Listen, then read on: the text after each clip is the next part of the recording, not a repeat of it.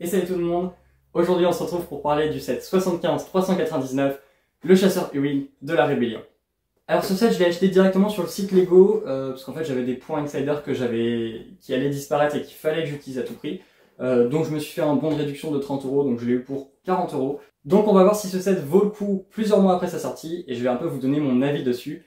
Et également j'ai créé une mock pour pouvoir le mettre dedans, donc on verra bien si ce diorama rend bien avec ce chasseur.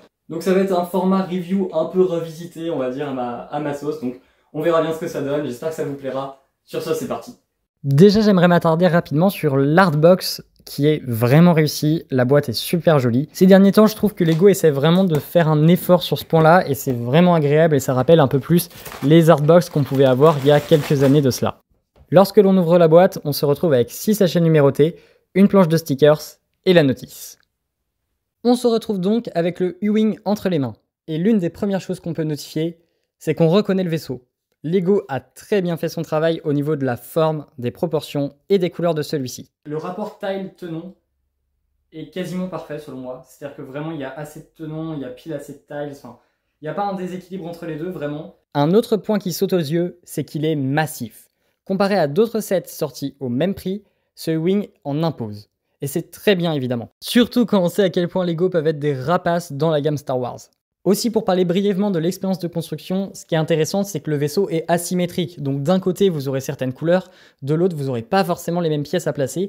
Donc ça rend la construction beaucoup plus intéressante à faire et ça casse un peu ce côté redondant et répétitif de la chose. Assez surprenant qu'on commence... Enfin, c'est pas très surprenant qu'on commence par la soute, mais ce qui est surprenant en fait, c'est que on termine la soute avec les deux portes à la toute fin, c'est le dernier sachet. Donc ça m'a un peu surpris sur ce point-là. Niveau fonctionnalité, le set est vraiment bien fourni. On peut déployer les ailes pour faire passer le vaisseau en mode attaque, et je dois avouer que le vaisseau paraît beaucoup plus fin lorsqu'il est dans cette position, mais sincèrement, c'est pas si choquant que ça. On peut ouvrir la verrière du vaisseau à l'aide d'un bouton poussoir permettant aux enfants d'accéder facilement au cockpit pour y placer une figurine, qui malheureusement se retrouve dans une position complètement allongée. À l'avant du vaisseau, un mécanisme permet de déclencher 2 lance-missiles. Pour ce qui est de la soute, c'est un peu plus délicat.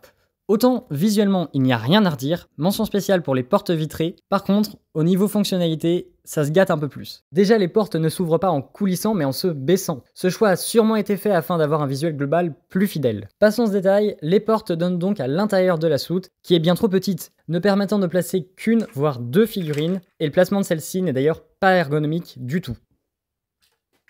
En plus le pire c'est que cette technique là que Lego a choisi pour les portes, c'est ça qui fait perdre de la largeur sur la soute en fait. On pourrait avoir 4 studs de large, et malheureusement, à cause de cette technique-là, on n'en a que 2. Donc on perd en espace, et en plus on perd en fidélité. Un peu dommage là-dessus. Et surtout la swishability, comme disent les Américains, et qui est un vrai critère et qui pour moi est important. C'est-à-dire en fait comment est-ce qu'on ressent quand on est en train de faire comme ça, donc d'avoir le vaisseau comme si on était en train de le faire voler en fait. Et franchement ce vaisseau là il a une très très bonne swishability du coup, que ce soit en position de vol ou en position fermée. En position fermée il est très agréable à prendre en main aussi. La sélection de minifigs est tout aussi qualitative que le set en lui-même. Cassien Andor qu'on retrouve ici avec une tenue inédite reprenant l'esthétique de la saison 2 de la série Andor. Petite déception de mon côté de ne pas avoir une nouvelle coupe de cheveux moulée pour l'occasion. K2SO, qui n'a pas beaucoup évolué depuis 2016, reste une très belle figurine avec des détails assez poussés au niveau du moule du corps et de la tête. L'agent du BSI, assez générique mais intéressante à avoir, avec un contraste entre la tempo noire et le corps blanc qui est juste top. Et pour finir, Dedramero, la figurine la plus attendue du set. Elle est accompagnée de superbes impressions avec une nouvelle coupe moulée pour l'occasion. L'impression blanche sur les jambes noires est imparfaite, mais ça reste mieux que d'autres figurines comme la première version du Commandant Fox. Je voulais aussi faire une comparaison avec ce set, l'Arc 170 Starfighter. Je trouve ça très intéressant personnellement de comparer deux sets qui viennent du même univers mais pas de la même période. Donc ici on a un set de la prélogie et ici de la série Andor. Et en fait ils sont facilement comparables parce qu'ils sont tous les deux au prix de 70 €.